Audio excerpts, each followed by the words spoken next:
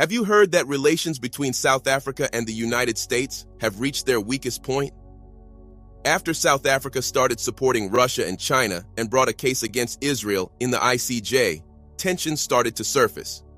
It has been the United States' habit to expect other countries to do what it wants internally and externally. However, South Africa resisted this. And now, congressmen in the United States have decided to punish and blackmail South Africa into submission. A bill focused on scrutinizing relations between South Africa and the United States was presented. Initially, it appeared that the bill would not pass, but now support for it has increased. So, how does this bill blackmail South Africa, giving it a clear ultimatum to either be with the United States or face the consequences? Let's find out, because things are getting out of hand. So, what is this bill all about? The bill calls for a thorough review of the bilateral relationship between the United States and South Africa, becoming a type of warning.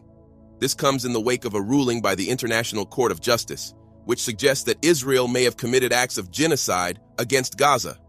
Therefore, as it appeared that South Africa's legal struggle had succeeded and it could damage Israel's reputation further, the only option left was to limit South Africa.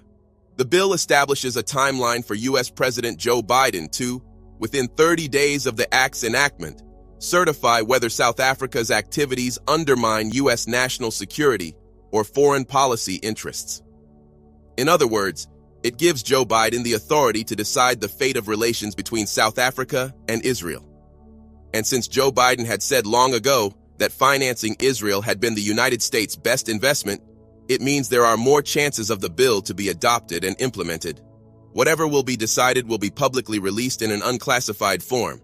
This will allow experts to see the real reason why relations with South Africa were called into question. The bill accuses the African National Congress of acting inconsistently with its publicly stated policy of non-alignment in international affairs.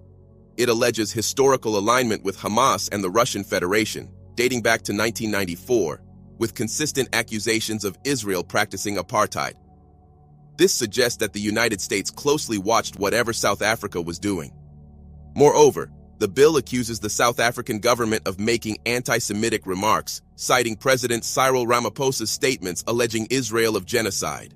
It also highlights implicit blame on Israel for provoking attacks, as stated by International Relations and Cooperation Minister Naledi Pandor. However, the bill focuses more on South Africa's legal actions against Israel, noting a politically motivated suit accusing Israel of genocide, filed in the International Court of Justice on December 29, 2023. It draws attention to South Africa's growing relationship with Russia, pointing to military and political cooperation instances. All in all, the bill raises questions about everything that South Africa did that could directly or indirectly affect the United States' long-term gains. However, the bill does not discuss whether South Africa did all this for its national interests. This is the selfishness that makes this bill more of a list of accusations than a carefully drafted legal piece. It conveys how frustrated the United States is over South Africa's independent foreign policy. What's more, the Congress bill scrutinizes South Africa's ties with the Chinese government and its ruling Chinese Communist Party, emphasizing alleged human rights violations in Xinjiang and coercive economic tactics globally. It mentions ANC and CCP inter-party cooperation, the recruitment of former U.S. and NATO fighter pilots to train Chinese People's Liberation Army pilots, participation in a Chinese Communist Party-funded political training school, cooperation with the Belt and Road Initiative, and the presence of PRC state-linked firms in South Africa's media and technology sectors. That's when you realize how selfish the bill is.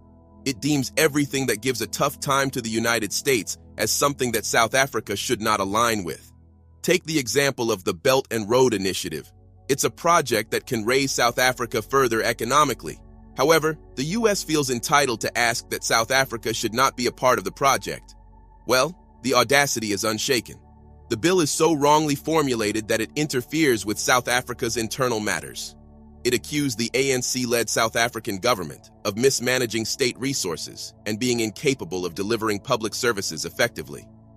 But the United States has to be asked whether it would like to talk about the mismanagement of U.S. taxpayers' money being spent to finance Israel, a country that is killing tens of hundreds of innocents every day. But how does this bill seem to blackmail instead of being fair? Well, the language and choice of words of the bill presenters and the bill itself say it all.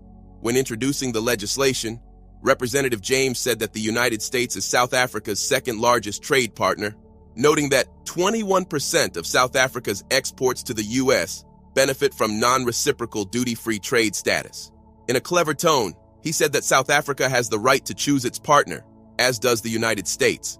It was a way of secretly saying that as South Africa was leaving the United States bloc and backing Palestine, the United States could punish it by ending the duty-free trade. Here's a reminder to please like and share the video, and subscribe to our channel to watch more videos on Africa's geopolitics, economy, and changing landscape. Let's continue now. Representative James asserted that scrutinizing the conduct of such a significant partner is entirely appropriate, especially when there's a risk of compromising the robust and dynamic bipartisan bilateral relationship. He concluded by expressing his belief that South Africa is at a pivotal moment, and the upcoming months will be crucial in determining the trajectory of the partnership.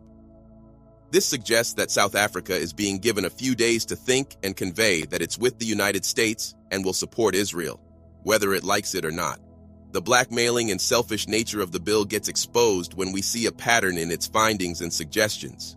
Interestingly, even though the bill talks at great length about South Africa's anti-Semitic stance and case in the ICJ, it does not mention the Palestinian death toll due to Israel's actions. Rather, it accuses the ANC of supporting malign actors. Moreover, the bill contains over 24 accusations against South Africa, some of which have been described as totally trivial and embarrassingly dubious by Patrick Bond, a sociology professor at the University of Johannesburg. The bill's language often confuses criticism of the Netanyahu government with anti-Semitism. It accuses South Africa of siding with malign actors such as Hamas, Iran, Russia, and China, and criticizes the ruling ANC for consistently accusing Israel of practicing apartheid. But you have to know something here. Decades of oppression under South Africa's white apartheid regime saw black South Africans subjected to severe cruelty, including illegal detention, torture, and murder. The peaceful transition of power occurred in 1994 when ANC leader Nelson Mandela assumed the presidency following 27 years of imprisonment, during which the U.S. government labeled him a terrorist. The same is being done with present-day South Africa. It's being labeled as anti-Semitic and a legal arm of Hamas. Moreover, the bill primarily references the October 7, 2023, attack by Hamas, avoiding mention of Israel's subsequent actions resulting in the deaths of thousands of Palestinians or the historical context. Instead, it condemns widely held opinions worldwide that Israel escalated violence after the Hamas attack, illegally occupied Palestinian land, committed genocide, and engaged in war crimes. The more petty and ridiculous accusation that the bill criticizes is the ANC meetings with political leaders in China and Iran, though such diplomatic engagements are not exclusive to South Africa. President Biden himself met Chinese leader Xi Jinping last November at a California summit. Additionally, the bill openly criticizes South Africa for filing what it deems a politically motivated suit in the International Court of Justice. So, what has been South Africa's response? South Africa rejected the bill. Vincent Magwenya, spokesperson for President Cyril Ramaphosa, expressed concern about the bill's potential impact on South Africa-U.S. relations, saying that it would be most unfortunate for South Africa-U.S. relations if this bill ever sees the light of day. He added that many of the issues the members of Congress raised are matters that have either been addressed through our own judicial processes or clarified in public communication. The recent ruling by the ICJ in favor of South Africa, which stated that Israel must take action to prevent Palestinians from being killed or injured, was cited as validation of South Africa's position. Magwenya further said that following the ICJ ruling on South Africa's application, the argument that the case was wrongful or politically motivated can no longer be sustained. But why was such a bill presented in the first place? Well, it's obvious. South Africa is not allowing itself to be pressured to join the bloc led by the United States, whose task is to support Israel unconditionally. The proposed bill by U.S. lawmakers, which seeks to review the bilateral relationship with South Africa, is widely perceived as a direct response to South Africa's legal actions, particularly its case against Israel in the International Court of Justice. This legislative move by the U.S. is being interpreted as an attempt to exert pressure on South Africa, aiming to compel it to conform and face consequences for legally challenging Israel. Fundamentally, the bill is seen as retaliation against South Africa for seeking justice on the world stage. By introducing this legislation, the U.S. is sending a clear message not only to South Africa, but also to other nations that deviating from U.S. interests, especially regarding allies like Israel, will lead to consequences. The strong reaction from the U.S. to actions by a single country, South Africa, underlines the anxiety and discomfort within the U.S. administration. It suggests that South Africa's actions have disrupted the usual diplomatic and geopolitical dynamics, prompting the U.S. to employ explicit and potentially unjust measures, such as the proposed bill, to uphold its authority and discourage other countries from similar actions. What do you think? Should South Africa be intimidated by the United States' blackmail?